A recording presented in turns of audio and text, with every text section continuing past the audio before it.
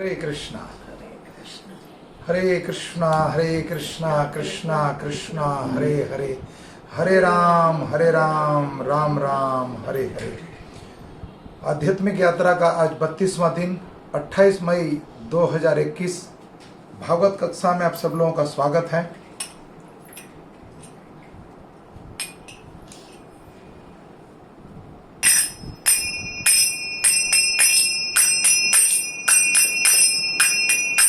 जय राधा माधव कुंज बिहारी राधा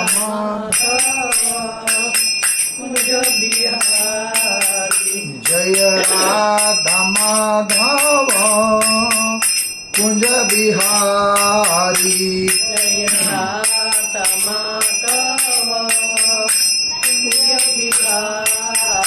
जय गोपी जन वल्लभ गिरवरधारी जय गोपी जन वल्लभ गिरवरधारी जय गोपी जन वल्लभ गिरवरधारी जय गोपी जन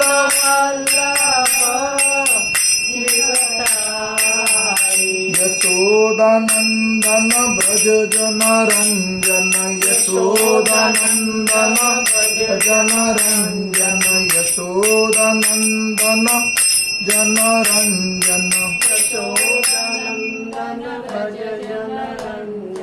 यशोदानंदन ब्रज जन रंजन यशोदानंदन यमुना तीरावनचारी यमुना तीराचारी यमुना तीराचारी यमुना तीरा हरे कृष्णा कृष्ण कृष्ण हरे हरे हरे राम राम राम हरे हरे हरे कृष्णा कृष्ण कृष्ण हरे हरे हरे राम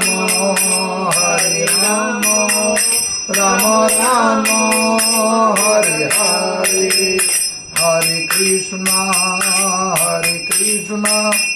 कृष्ण कृष्ण हरे हरे हरे राम राम राम हरे हरे हरे कृष्णा कृष्ण कृष्ण हरे हरे हरे राम राम हरे हरे जय वृंदावन धाम वृंदावन धाम वृंदावन धाम जय वृंदावन धाम जय वृंदावन धाम वृंदावन धाम जय कृष्ण बलराम कृष्ण बलराम कृष्ण बलराम जय कृष्ण बलराम जय कृष्ण बलराम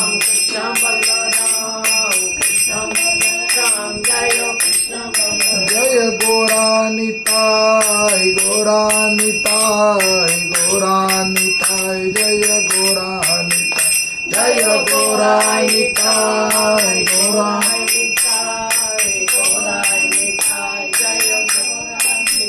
जय राधा श्याम सुंदर राधा श्याम सुंदर राधे जय राधा श्याम सुंदर राधा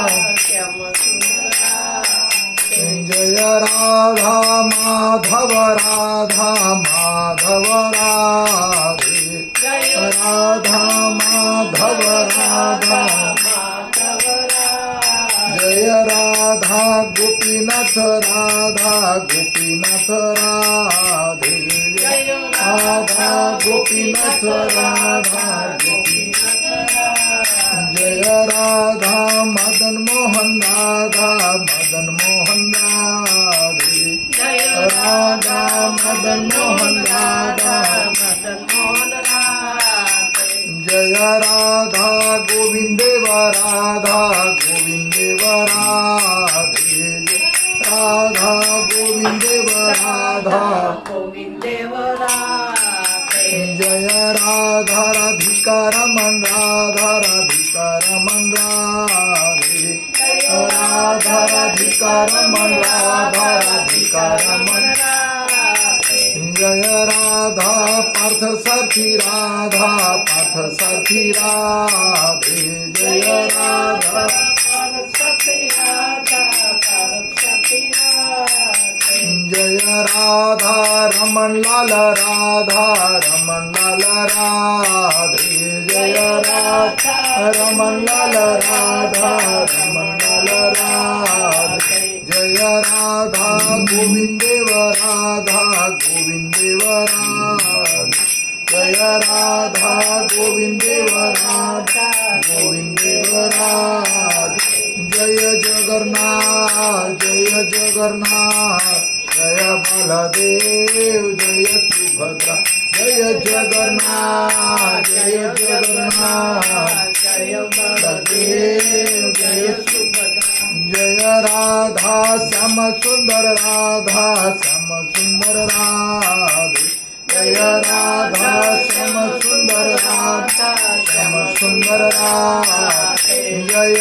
राधे श्याम राधे श्याम राधे श्याम जय राधे श्याम जय राधे श्याम राधे श्याम राधे श्याम जय राधे जय सीताराम लक्ष्मण हनुमान सीताराम जय लक्ष्मण हनुमान जय सीताराम लक्ष्मण हनुमान सीताराम जय लक्ष्मण हनुमान जय जय श्रील प्रभुपाद प्रभुपाद प्रभुपाद जय जय प्रभुपाद प्रभुपाद प्रभुपाद जय जय गुरुदेव गुरुदेव गुरुदेव निताई गौर प्रेमानंदन हरि हरि बोल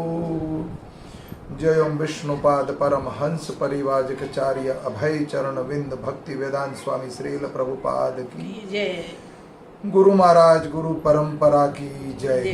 जय ओम विष्णुपाद परम हंस परिवाजकाचार्य भक्ति सिद्धांत सरस्वती गोस्वामी ठाकुर श्रील प्रभुपाद की जय नामाचार्य श्री हरिदास ठाकुर की जय प्रेम से कहो जय श्री कृष्ण चैतन्य प्रभु नित्यानंद श्री अद्वैत गदाधर श्रीवासादि गौर भक्त बिंद की जय श्री श्री राधा कृष्ण गोप गोपीनाथ श्याम कुंड राधा कुंड गिरी गोवर्धन धाम की जय गंगा मई यमुना मई की जय नवदीप मायापुर धाम की जय पुरुषोत्तम क्षेत्र जगन्नाथपुरी धाम की जय जगन्नाथ बलदेव सुभद्रा महारानी की जय रुक्मणी द्वारिकाधीश की जय सीताराम लक्ष्मण लाल हनुमान अयोध्यापुर धाम की जय बद्रीनाथपुरी धाम की जय रामेश्वरपुरी धाम की जय ब्रजमंडल 84 कोसी धाम की जय चित्रकूटपुरी धाम की जय अनंत कोटि वैष्णव विंद की जय ग्रंथराज भागवतम की जय निताई गौर प्रेमानंदन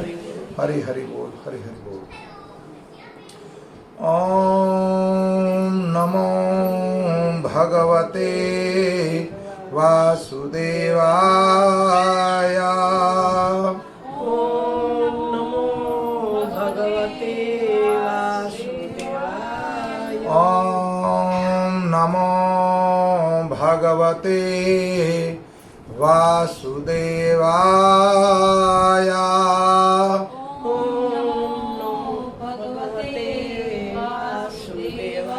ओम नमो भगवते वासुदेवाय ओम नमो भगवते वासुदेवाय नारायणं नमस्कृत्यं नरम चैव नरोत्तमं देवीं सरस्वती व्यासं सरस्वती व्यासं ततो जयमुदीरयम् ततो जयमुदीरयम् नष्टप्रायं सुभद्रेषु नष्टप्रायेषु भद्रेषु नित्यं भागवतं सेवया नित्यं भागवतं सेवया भगवते उत्तम श्लोके भगवते उत्तम श्लोके भक्तिर्भवति नैष्ठके भक्तिर्भवति कृष्णाय वासुदेवाय कृष्णाय वासुदेवाय देवकी नन्दनन्दनाय च देवकी नन्दनाय नन्दगोपकुमाराय नन्दगोपाकुमाराय गोविन्दाय नमो नमो। गोविन्दाय नमो नमः। हरे कृष्ण। भागवतम प्रथम स्कंद 9वां अध्याय और श्लोक संख्या 6 और 7। तो यहाँ भीष्म पितामह की स्तुति है। विष्णु पितामह मरण शैया पर है और सरसैया पर लेटे हैं। यहाँ पर उनके जो वंशज हैं पांडवगण वो उपस्थित हुए हैं, लेकिन भगवान ने विष्णु पितामह को जो वर दिया था कि अंत काले जिस समय वो शरीर छोड़ेंगे अपना, उस समय भगवान से उन्होंने वर लिया था कि वो भगवान उपस्थित रहेंगे। तो अब विष्णु पितामह का प्रयाण भगवत धाम सिधारने का, परलोक सुधारने का प्रयाण जो है, तो जिस व्यक्ति का मृत्यु लोक सुधर गया हो उसका भगवत धाम अंतिम समय भी सुधर सकता है। जीवन में मनुष्य को मनुष्य देह प्राप्त हुआ है तो जीवन सरल जिसका होगा, सरलता से उसका शरीर छूटेगा। जीवन में कपट नहीं होगा, अपराध नहीं होगा, पाप नहीं होगा, तो अंतकाले शरीर भगवत धाम जा सकता है। तो यहाँ विष्णु पितामह को तो वरदान था भगवान का और ऊपर से अपने पिता शांतनु महाराज का। तो शांतनु महाराज ने विष्णु पितामह को क्या वर दिया था? इच्छा मृत्यु वर। तो विष्णु पितामह हस्तिनापुर को सुरक्षित देखना चाहते थे कि मेरे कुल दीपक, मेरा जो वंशज है वो राजी खुशी से रहे, सब कुछ कले ना हो, सब कुछ ठीक हो, फिर मैं शरीर छोड़ूं, फिर मैं भगवत गमन करूं, अंतिम यात्रा। तो जब संसार में पता लगा कि भगवान के परम भक्त विष्णु पितामह शरीर छोड़ने वाले हैं, तो विष्णु पितामह के गुरु परशुराम जी ने सभी ऋषि मुनि जब उनके ऊपर लालचन लगा रहे थे विष्णु पितामह के ऊपर, तब परशुराम जी ने बोला सभी ऋषि मुनियों को कि आज मेरा शिष्य प्रवचन देने वाला है, आइए आपको मैं दिखाता हूं मेरा शिष्य क्या कर सकता है। तो आज का दिन जो है विष्णु पितामह का है। हर बारात का दूल्हा अलग होता है, तो आज के जो दूल्हे हैं वो विष्णु पितामह हैं। तो यहाँ पर कितने ऋषि मुनि पधारे हैं, जो अंतिम प्रवचन है विष्णु पितामह का ये, और बड़ी व्याख्या करी प्रभुपाद जी ने। इन 2 श्लोकी की व्याख्या जो है, लंबी व्याख्या तात्पर्य में कही है। पर्वतो नारदो धौम्यो भगवान बादरायण बहुद्रस्वरो भरद्वाज शिष्यो रेणुकासुत वसिष्ठ इंद्रयंतिषितो गौतमय सतीसुत काशीवान गौतमो त्रऋषि कौशिको थकर्ध तसुदर्शन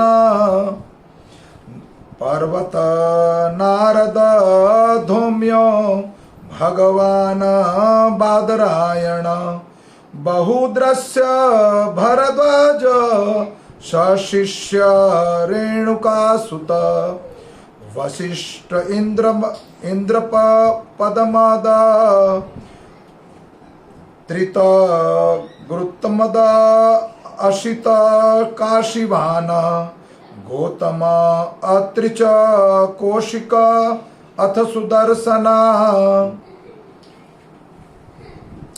शब्दार्थ: पर्वत पर्वत मुनि, नारदा नारद मुनि, धौम्या धौम्य, भगवान ईश्वर के अवतार बादरायण, वासुदेव बहुदृश्य बहुदृश्य, भरद्वाज भरद्वाज, सशिष्य अपने शिष्यों सहित, भरद्वाज ऋषि अपने शिष्यों के साथ पधारे थे। रेणुका सुता परशुराम, जमदग्नि मुनि के पुत्र, जमदग्नि मुनि की पत्नी का नाम है रेणुका, तो यहाँ बोला गया रेणुका सुत, सुत माने पुत्र, रेणुका सुत परशुराम, वशिष्ठ भगवान राम के गुरु वशिष्ठ, इंद्रपब प्रमदा इंद्रमद, तित्र ग्रस्तमदा ग्रस्तमद, अचिता अचित, काशीवाना काशीवान, गौतमा गौतम ऋषि अहल्या के पति, अत्रि अनसुया के पति, च तथा, कौशिका कौशिक, अथ तथा, सुदर्शना सुदर्शन। तात्पर्य और अनुवाद जगत गुरु श्रील प्रभुपाद जी के द्वारा। पर्वत मुनि, नारद मुनि, धौम्य मुनि, ईश्वर अवतार व्यासदेव, पराशर सूत, पराशर मुनि के पुत्र व्यासदेव और व्यासदेव के पुत्र सुखदेव गोस्वामी। तो स्वयं सुखदेव गोस्वामी के पिता और पराशर मुनि के पुत्र व्यासदेव भी वहां उपस्थित थे। बृहदश्व भरद्वाज, परशुराम विष्णु पितामह के गुरु तथा अनेक शिष्य वशिष्ठ, इंद्रपद इंद्रमद, तित्र गुरुस्मद, अचित, काशीवान, गौतम, अत्रि, कौशिक तथा सुदर्शन जैसे और ऋषि मुनि वहां उपस्थित थे। ओम ज्ञानम तिमिरम ध्यानस्य ज्ञानजनशलाकया चक्षुरूपम येन तस्मै श्री गुरुवे नमः। श्री चैतन्यो मनोभृष्टं स्थापितं येन भूतले स्वयं रूपं कदा ददाति स्वयं पदात्कितं। वंदे श्री गुरु श्री युतपदकमलं श्री गुरु वैष्णवं च श्री रूप सांग्रजातं सहगण रघुनाथ तं सजीवं श्राद्धदेतं सावधूतं परिजन सहित कृष्ण चैतन्य देवं श्री राधा कृष्ण पदारं सहगण ललिता श्री विशाखा। हे कृष्णा करुणा सिंधु दीन बंधो जगतपते गोपेश गोपिका कांता राधा कांत नमस्तुते। तप्त कांचन गौरांगी राधा वृंदावनेश्वरी वृषभानु सुत देवी प्रणमामि हरि प्रियाय। वांछा कल्पतरुभक्षा कृपा सिंधु एव च पतितानां पावनेभ्यो वैष्णवेभ्यो नमो नमो। अनंत कोटि वैष्णव विंद की जय। तात्पर्य, पर्वत मुनि सबसे प्राचीन मुनि माने जाते हैं। वे नारद मुनि के निरंतर संगी है। वे अनंतरिक्ष यात्री भी हैं जो किसी भौतिक ज्ञान के बिना वायु में यात्रा करने में समर्थ थे। आज जो हमने वायुवाहन मानव जहाज बनाए, जो हमने ये प्राचीन काल में जो ऋषि मुनि थे उनके योग बल से, यहाँ लिखा गया कि जो अंतरिक्ष यात्री भी थे, जो नारद मुनि के निरंतर संगी थे, जो पर्वत मुनि बताया जा रहे हैं यहाँ पर। तो पर्वत मुनि वायु यात्रा करने में समर्थ थे, मतलब कोई वायुवाहन की आवश्यकता नहीं थी। पर्वत मुनि भी नारद के समान ही देव ऋषि थे। वे महाराज परीक्षित के पुत्र महाराज जन्मेजय के यज्ञ में समय नारद के साथ उपस्थित थे। जब परीक्षित महाराज भगवत धाम पधारने को, तो है परीक्षित महाराज के पुत्र जन्मेजय ने जो यज्ञ करा था अंतिम में सभी नागों को मारने वाला, उस समय उस यज्ञ में वो उपस्थित थे। इस यज्ञ में विश्व के सारे सर्पों का विनाश होना था। पर्वत मुनि, देखिए जो जो शब्द लिखे हैं ये प्रमाण है। मंत्रों के द्वारा संसार में जितनी सर्प योनि थी उसको खत्म करने की शक्ति ऋषि मुनि रखते थे। पर्वत मुनि तथा नारद मुनि गंधर्व भी कहलाते हैं, क्योंकि वे आकाश में भगवान की महिमा का गायन करते रहते हैं, विचरण करते रहते हैं। चूंकि वे आकाश में विचरण कर सकते हैं, अतः उन्होंने वहीं से द्रौपदी का स्वयंवर पति का चुनाव देखा था। नारद मुनि की भांति पर्वत मुनि भी स्वर्ग में राजा इंद्र के दरबार में जाया करते थे। गंधर्व के रूप में वे कभी कभी कुबेर नाम के प्रसिद्ध सुप्रसिद्ध देवता के राज दरबार में जाते भी थे। धनी में सबसे धनवान है कुबेर, तो वहां भी जाया करते थे। एक बार नारद तथा पर्वत मुनि दोनों ही सामने महाराज सूज्य की पुत्री के कारण समस्या आ खड़ी हो गई।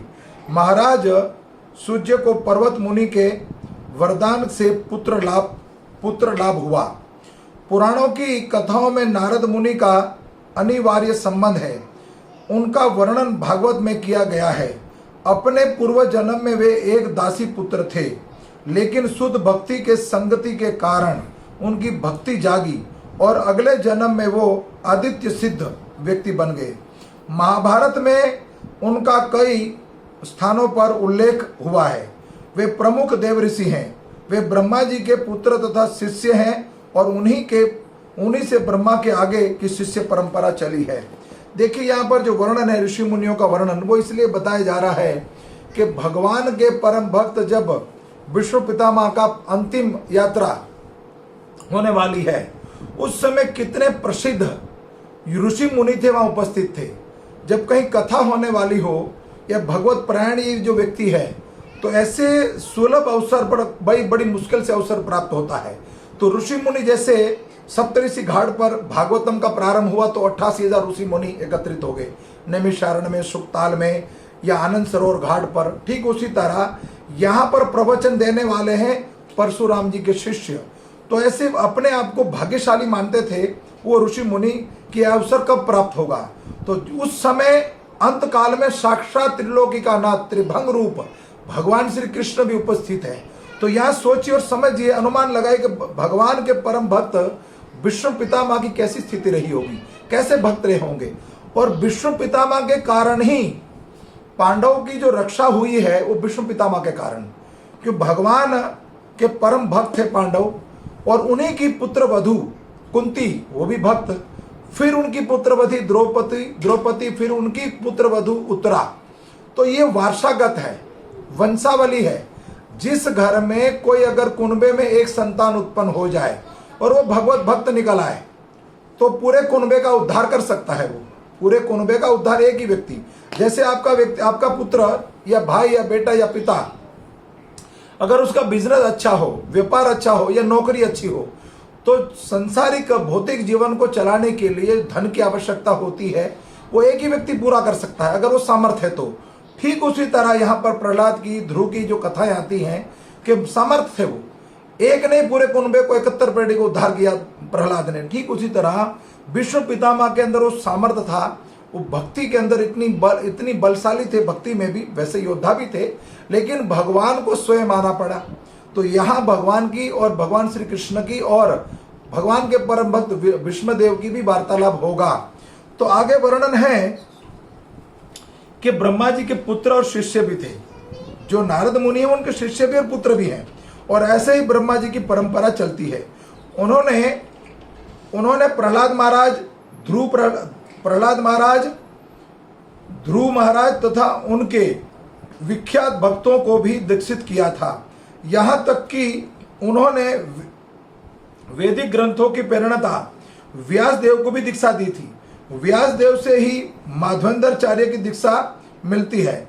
हमारी जो गौड़िया संप्रदाय है जिसमें परंपरा में हम आ रहे हैं, उसका भी प्रमाणित श्लोक में दिया है, व्यास देव से ही माधवेंद्राचार्य की दीक्षा मिली। और इस प्रकार मध्व संप्रदाय, जिनमें से गौड़िया संप्रदाय स्थापित हुई, जिसमें स्कोन के लोग जो अभी भक्त हैं, डिवोटी, उसी में से हैं, गौड़िया संप्रदाय मिलती है। सारे विश्व में फैल गया है। श्री चैतन्य महाप्रभु का संबंध इसी मध्व संप्रदाय से था।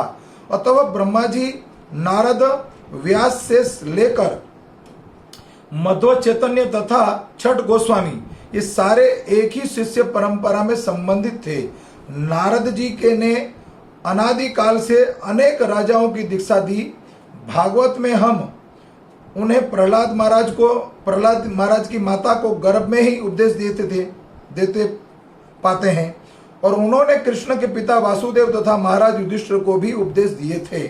तो यहाँ ये परंपरा कुछ दिन पहले, हमने 3 दिन पहले भगवान राधा वल्लभ का जो प्रागट्य हुआ उस दिन भी चर्चा करी थी छठ गोस्वामी की।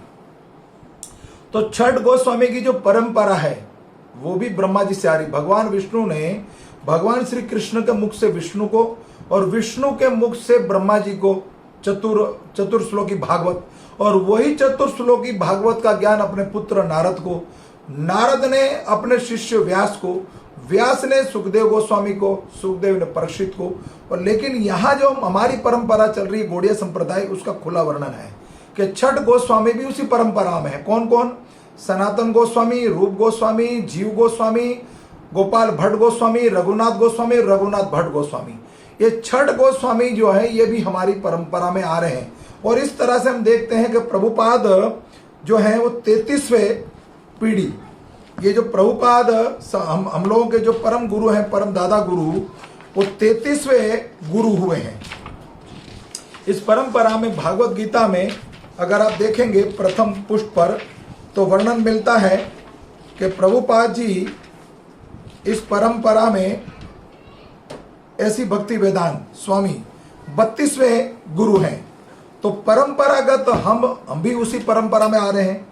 तो ठीक उसी तरह नारद जी की व्याख्या हुई। आगे धौम्य, ये एक ऐसे ऋषि थे जिन्होंने उत्कोच तीर्थ में कठिन तपस्या की और उन्हें पांडव राजाओं का राजपुरोहित नियुक्त किया गया था।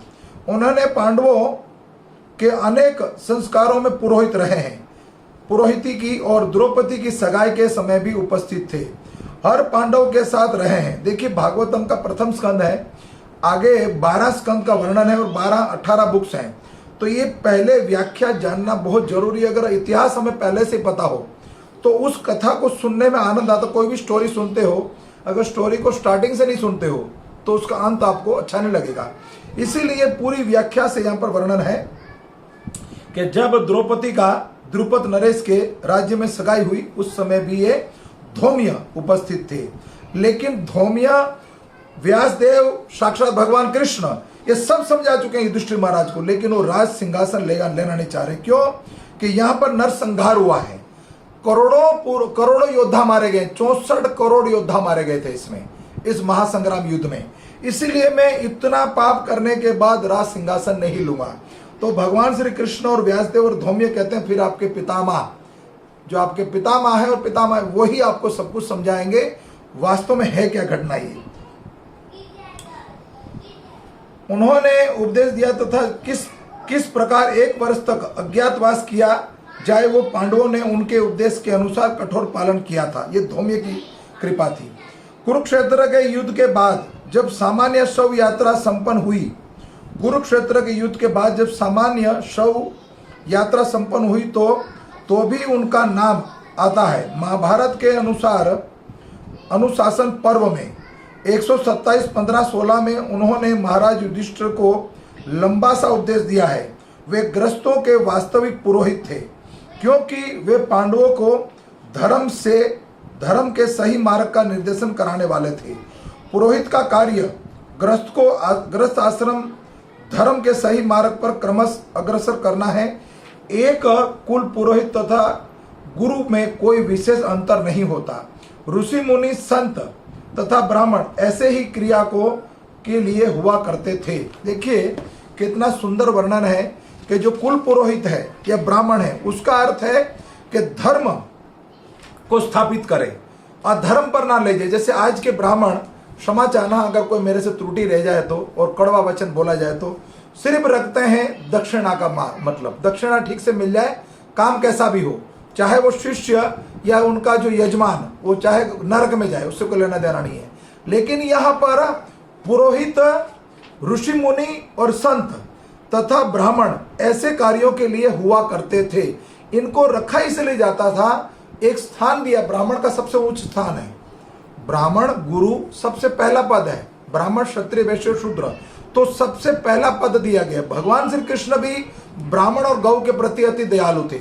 अगर कोई ब्राह्मण के प्रति, गाय के प्रति द्रोह करता है तो भगवान को अति दुख होता है। तो भगवान द्वापर युग में प्रकट इसलिए हुए हैं। अपने भक्तों की और ब्राह्मणों की और गैया की रक्षा करने के लिए। तो यहाँ पर ब्राह्मणों का भी एक सिद्धांत प्रस्तुत हुआ, ब्राह्मण कैसे होने चाहिए। फिर बादरायण, बादरायण माने व्यासदेव जो पराशर मुनि के पुत्र हैं, वो साक्षात भगवान का अवतार है। वे कृष्ण द्वापायन सत्यवती सूत पराशर मुनि के पुत्र, पराशर आत्मज बादरायण व्यासदेव आदि नामों से विख्यात हुए थे। ये माता सत्यवती जो शांतनु की पत्नी थी, माता शांतनु भगवान विष्णुदेव के पिता जो शांतनु है, शांतनु की एक पत्नी तो गंगा है, दूसरी पत्नी सत्यवती है, और वही सत्यवती जो है वो व्यासदेव की पत्नी भी है, पराशर मुनि की पत्नी है। तो पराशर और सत्यवती की संतान है व्यासदेव। और वैसे व्यासदेव विष्णु पितामह के भाई हैं। अगर पिता की दृष्टि से देखा जाए तो व्यासदेव जो हैं विष्णु पितामह के भाई हैं। तो अंतकाले वो भी पधारे हैं यहाँ पर। अपनी माता सत्यवती के गर्भ से उनकी सगाई होने के पूर्व ही महामुनि पराशर द्वारा उत्पन्न हुए थे। माता सत्यवती का विवाह नहीं हुआ था शांतनु से, उससे पहले इनका जन्म हुआ था। वे नारायण के सत्यावेश अवतार हैं। देखिए, जब माता सत्यवती के शरीर से ना गंध आती थी मच्छी की, वो मछुआरे की पुत्री थी, लेकिन पराशर मुनि दिव्य व्यक्ति थे। तो जब पराशर मुनि ने जो संग किया वो भी शारीरिक संग नहीं हुआ, वो मात्र दृष्टि से हुआ। जैसे व्यास मुनि ने दृष्टि से संग किया पांडवों की संतान वंश बढ़ाने के लिए, ठीक उसी तरह पराशर मुनि का जब संग हुआ सत्यवती से, तो उनके शरीर से फिर दुर्गंध की जगह सुगंध आती थी। 7 कोस तक सत्यवती के शरीर से सुगंध शुरू हो गई, ऐसी कृपा थी उनके अंदर। तो विवाह से पहले, सगाई से पहले पराशर मुनि का प्रागट्य, पराशर मुनि का संग हुआ और उससे व्यासदेव का प्रागट्य हुआ। तो ये भगवान के सत्यावेश अवतार हैं, क्यों भगवान की कथा इन्होंने पूरी बोली है। और चारों वेद और 18 महापुराण इन्हीं के द्वारा प्रकट हुए, और पंचम वेद महाभारत वो भी इन्हीं के मुख से प्रकट हुई है। और लेखक है भगवान के परम पुत्र महादेव के पुत्र गणेश जी, और वे सारे विश्व में वैदिक ज्ञान का प्रचार करते हैं।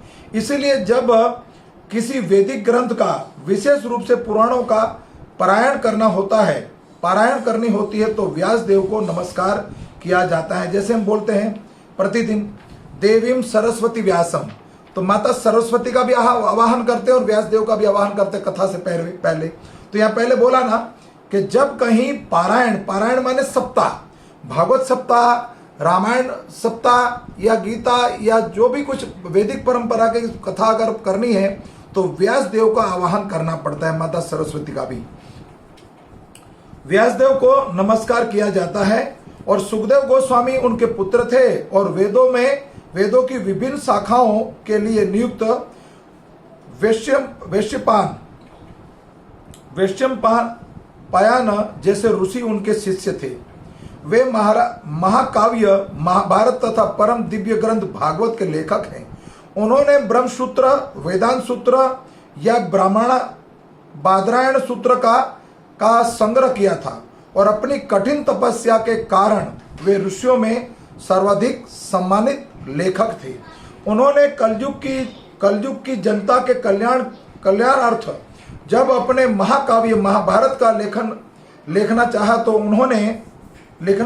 उन्होंने ऐसे समर्थ लिपिक की आवश्यकता हुई, तो उन्होंने सूत्र लेख को अंकित करता जाए। ब्रह्मा के उपदेश से गणेश जी ने यह काव्य लिखा।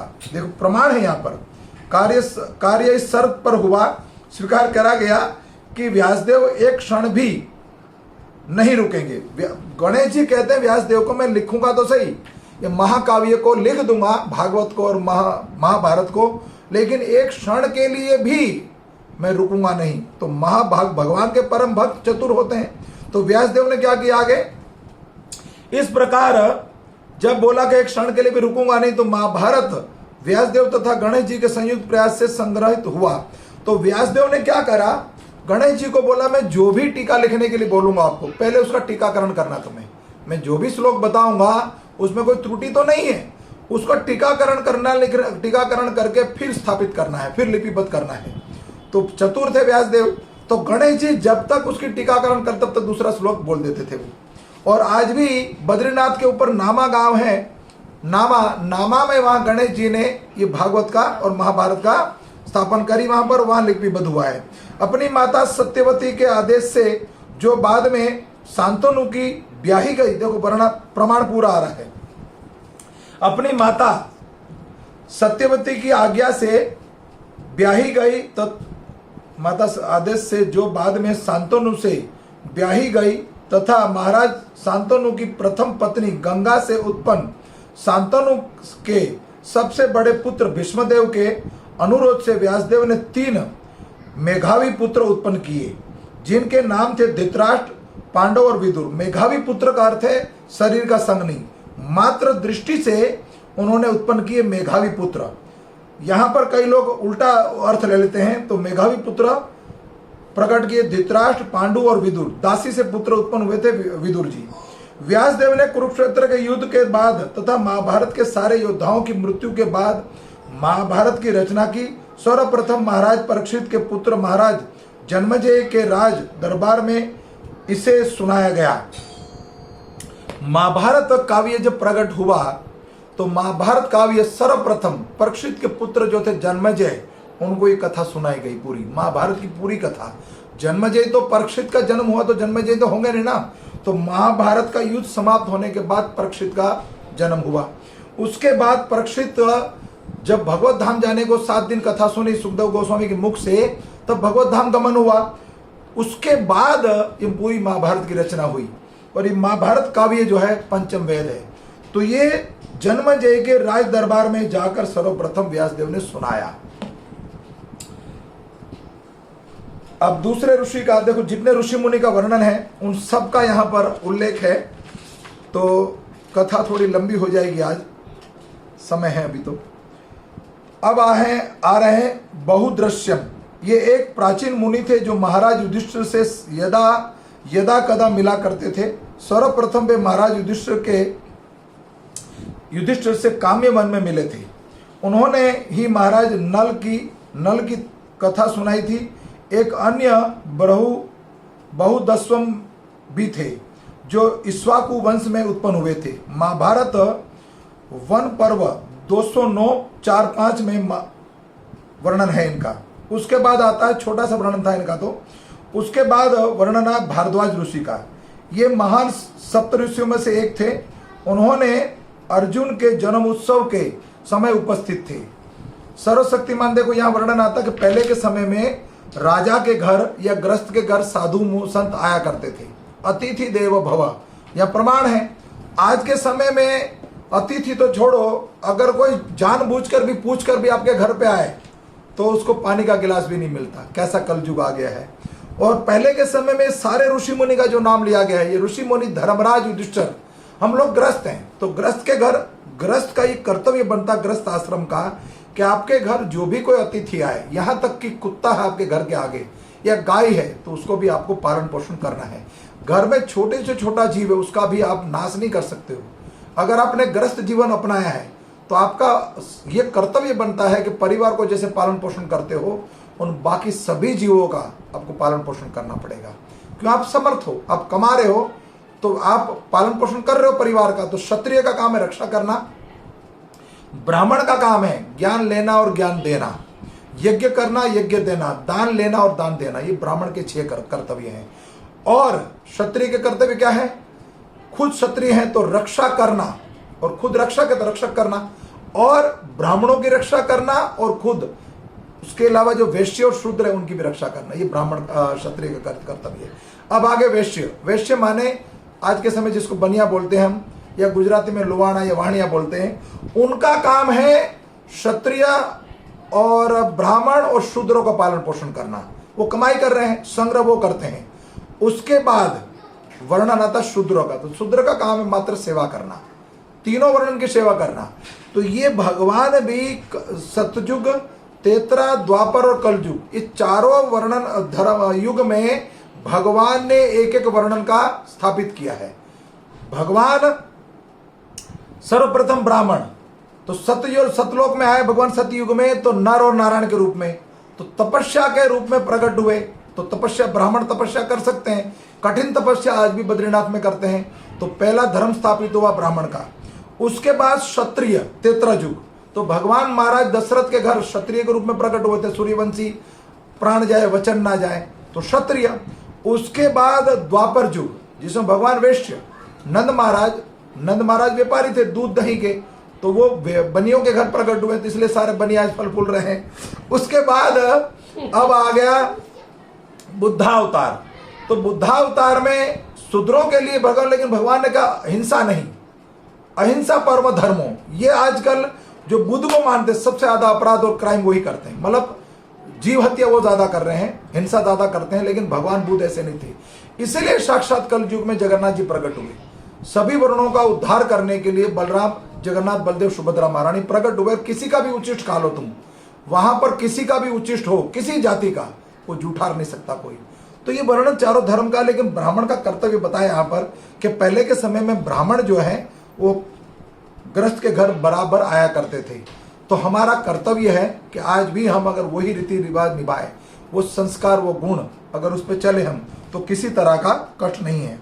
तो यहाँ अर्जुन के जन्म उत्सव, अर्जुन का जब बर्थडे मनाया गया तब ये भारद्वाज ऋषि उपस्थित थे, और उस सर्वशक्तिमान शक्तिशाली ऋषि ने कभी गंगा के तट पर कठिन तपस्या की थी, और उनका आश्रम आज भी प्रयाग धाम में उपस्थित है। ऐसा कहा जाता है कि जब ऋषि गंगा में स्नान कर रहे थे तो स्वर्ग के परम सुंदरी अप्सरा धृतासी से उनकी भेंट हुई, और उससे उनका वीर्य संकलित हुआ, और जिससे वे एक मिट्टी के बर्तन में रख दिया गया, जिससे द्रोण उत्पन्न हो गए। ये जो द्रोण है महाभारत में, वो उन्हीं के पुत्र है, भारद्वाज के। इस तरह द्रोणाचार्य वर्णन है कि जब गंगा में स्नान कर रहे थे तो अप्सरा को देखकर जब उनका तेज खंडित हुआ, तो उस तेज को, उनका अमोघ वीर्य था, उसको एक मटके में रखा, तो मटके को द्रोणा भी बोला जाता है, मटके को द्रोणा बोला जाता है, इसलिए उनका नाम पड़ा द्रोण उत्पन्न हो गए। इस तरह से द्रोणाचार्य भारद्वाज मुनि के पुत्र थे, और कुछ लोग द्रोण के पिता भारद्वाज को इन महर्षि भारद्वाज से भिन्न मानते हैं। ये ब्राह्मण के महान भक्त थे। ये एक बार, क्षमा चाहता हूं, ये ब्रह्मा जी के महान भक्त थे। ये एक बार द्रोणाचार्य के पास भी गए थे, और उन्होंने उनसे कुरुक्षेत्र के युद्ध बंद करने का आग्रह भी किया था। परशुराम अब आगे कितने हुए अब तक? पर्वत, धौम्य, और भूल रहा हूं मैं भी, और बादरायण, 3, 4, 5, 6, 7, 8वें अब आ रहे हैं परशुराम जी। रेणुकासुत, ये महर्षि जमदग्नि मुनि के पुत्र तथा श्रीमती रेणुका के पुत्र थे। वे रेणुकासुत भी कहलाते थे। वे ईश्वर शक्तिशाली अवतार थे, और उन्होंने क्षत्रिय वंश का 21 बार संहार किया है। तो मैं ये कह रहा हूं, आज के समय में अगर भगवान के प्राकट्य का समय नहीं है, लेकिन पृथ्वी पर जब भार बढ़ेगा, अधर्म बढ़ेगा, तो परशुराम जरूर आ सकते हैं, उसमें कोई समस्या नहीं है। उन्होंने 21 बार संहार किया। उन्होंने क्षत्रियों के रक्त से अपने पूर्वजों की आत्माओं को प्रश्न किया था। बाद में उन्होंने महेंद्र पर्वत पर घोर तपस्या की, और उन्होंने संपूर्ण पृथ्वी के क्षत्रियों से छीन कर कश्यप मुनि को दान में दे दी थी।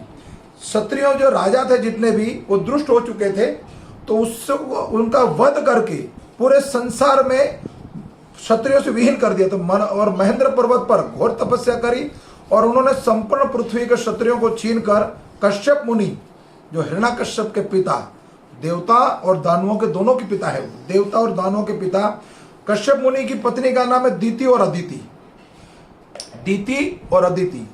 दीति असुरों की पत्नी माता है, और अदिति भगवान देवताओं की माता है।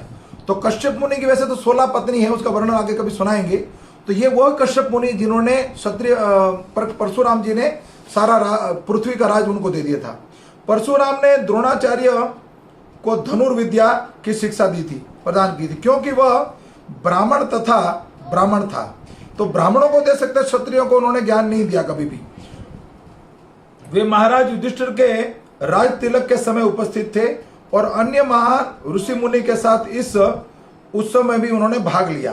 परशुराम की आयु इतनी अधिक थी कि वे विभिन्न युगों में जब भगवान राम का प्रागट्य हुआ त्रेता युग में तब भी उपस्थित थे, कृष्ण अवतार में भी उपस्थित थे, दोनों से मिले थे, भगवान राम से और कृष्ण। कितनी बड़ी बात है। उन्होंने राम के युद्ध किया था, लेकिन कृष्ण को भगवान के रूप में स्वीकार किया। और उन्होंने जब अर्जुन को कृष्ण के साथ देखा तो उसकी प्रशंसा भी की थी। जब भीष्म ने विवाह की इच्छुक अम्बा से विवाह करने से इनकार कर दिया था तो अम्बा परशुराम के पास से मिली थी और उनकी प्रार्थना पर उन्होंने भीष्मदेव से पत्नी रूप में स्वीकार करने के लिए कहा था। अपना गुरु होते हुए भी भीष्मदेव ने उनसे उनकी बात नहीं मानी थी। अतः परशुराम ने उनसे युद्ध किया था। दोनों घमासान युद्ध हुआ और अंत में परशुराम ने भीष्म को विश्व का सबसे बड़ा योद्धा होने का वरदान दे दिया। अब यही अपनी कथा को वाणी को विराम देता हूँ। गुरु वशिष्ठ का वर्णन आ रहा है। अभी ये कथा, ये मात्र जो 6वां और 7वां श्लोक है, ये अभी 2 दिन और चल सकता है, इतनी बड़ी व्याख्या है। तो एक एक महर्षि, ऋषि मुनि, देव ऋषि, राज ऋषि का वर्णन है यहाँ पर, और इससे हमें ये ज्ञान प्राप्त होना चाहिए, शिक्षा प्राप्त लेनी चाहिए कि हमें गृहस्थों का हमारा कर्तव्य क्या है और कितने बड़े ऋषि मुनि हमारे संसार में, हमारे युग में हो चुके हैं। तो हिंदू धर्म सबसे ऊपर धर्म है। तो हिंदू तो हम है नहीं, वर्णाश्रम धर्म है हमारा। वर्णाश्रम, वर्णन, ब्राह्मण, क्षत्रिय, वैश्य, शूद्र। प्रभुपाद कहते हैं हिंदू तो मुसलमानों ने ही, अंग्रेजों ने रख दिया। हम सिंधु के तट पे रहते थे, सिंधु नदी के तट पे रहते थे, तो सिंधु को हिंदू बना दिया। तो वास्तव में हम वर्णा आश्रम धर्म से गिने जाते हैं। हम 4 वर्ण के हैं, बाकी कोई जाति नहीं है।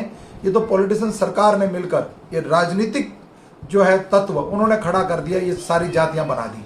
वास्तव में हम लोग भगवान के परम भक्त और कुछ भी नहीं है। जीवन नित्य कृष्णदास, उसके सिवा हम कुछ भी नहीं है। तो जीव का कर्तव्य क्या है कि अगर मनुष्य देह प्राप्त हुआ है तो जीवन को सार्थक बनाए और इसी जन्म में भगवत धाम जाने का प्रयास करे। तो क्यों ना ये दुर्लभ शरीर प्राप्त हुआ है तो क्यों ना साधु का संग कर ले, संत शास्त्र और मंदिर, और कोई महाभागवत का संग हो जाए, ग्रंथ भागवत और भक्त भागवत। तो इस युग में मृत्यु लोक में जो हमें शरीर धारण करा है, ये दुर्लभ शरीर जो प्राप्त हुआ है, इसी शरीर से हम भगवत धाम जाया जा सकता है। अन्यथा किसी योनि में यह अवसर प्राप्त नहीं होने वाला। ना देवलोक में, देवता लोग भी तरसते हैं इस मृत्यु लोक में आने के लिए। क्या? क्योंकि मृत्यु लोक में आप कमाई कर सकते हो, दिव्य कमाई। कमाई का अर्थ ये नहीं कह रहा हूं करोड़ों रुपए कमाओ कि गाड़ी बंगला कमाओ, नहीं। दिव्य धन, हरिनाम जो धन लेने की सर्वशक्तिमान जो उपलब्धि है वो मात्र मृत्यु लोक में है। संसार में ये 14 लोक का भुवन है। किसी और लोक में, आप देवलोक में, ऋषि लोक, सत्य लोक, या फिर पुण्य लोक, या क्या कहा जाए, देवराज इंद्र जो है, देवलोक इत्यादि जो भी हैं, कहीं पर भी आप कमाई नहीं कर सकते हो, वहाँ सिर्फ भोग है। तो मात्र कमाई करने का जो अवसर प्राप्त होता है वो मृत्यु लोक पर ही। इसीलिए जब ये कथा प्रारंभ हुई थी परीक्षित महाराज के सामने, सुखदेव गोस्वामी ने कथा प्रारंभ करी जब सर्वप्रथम सुक्ताल में, तो देवराज इंद्रलोक से अमृत का कलश लेकर आए थे। कथा पहले भी आपने कई लोगों ने सुनी है कि ये ऋषि मुनि को कहते हैं सुखदेव गोस्वामी को कि ऋषि आप ये जो कथा अमृत का पान हमें कराइए, कथा अमृत का पान, और ये अमृत का जो कलश हम लेकर आए ये परीक्षित को पिला दीजिए, तक्षक उसका कुछ भी नहीं बिगाड़ सकता। तो यहाँ पर जब सुखदेव गोस्वामी ने सुना ये, तो उसी समय परीक्षित को आज्ञा थी कि बीज जाति को, ये जो बीज जाति का अर्थ है ये सुनने के योग्य पात्र नहीं, इसको कथा से बाहर करो। तो उसी समय इनको पंडाल से बाहर कर दिया था, कथा सुनने का अवसर नहीं मिला इसको। इसीलिए मृत्यु लोक में ये अवसर प्राप्त हुआ है, क्यों ना हम जीवन को सार्थक कर लें। ठीक है, धन्यवाद। कथा में कोई त्रुटि रह गई हो तो क्षमा चाहता हूँ। पुनः आपसे कल मिलेंगे। आपके चरणों में कोटि कोटि प्रणाम। वंशा कल्पतरुभक्षा कृपा सिंधु एव च पतितानां पावनेभ्यो वैष्णवेभ्यो नमो नमो। जगत गुरु श्रील प्रभुपाद की जय।